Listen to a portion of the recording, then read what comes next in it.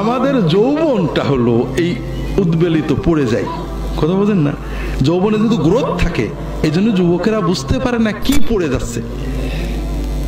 কিন্তু যখন যৌবন পার হয়ে 40, 45, 50-এ যাবে, তখন দেখবো অনেক কিছু হারিয়ে গেছে। এই জন্য পাতিলে আর কিছু নেই। এই জন্য যৌবনে সচেতন হতে হবে। তুমি যদি যৌবনকে উপভোগ করতে চাও, কোনো কিছু শোনা লাগবে না, যৌবন আনন্দেই যাবে। যৌবনে মার খেলে ব্যথা থাকে না, কষ্ট পেলে ভুলে যায়, বন্ধুরা একবার ফুর্তি করলে সব ব্যথা ভুলে যায়, যৌবন ফুর্তিতেই যাবে।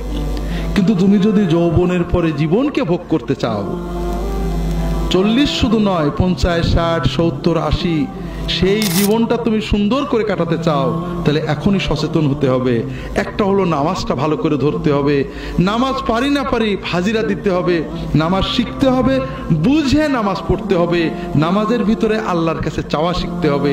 এই নামাজ তোমাকে আল্লাহর রহমতের সাথে ধরে রাখবে, দুনিয়াতে তোমাকে ভালো রাখবে, আখিরাতে ইনশাআল্লাহ জান্নাত পর্যন্ত পৌঁছে দেবে।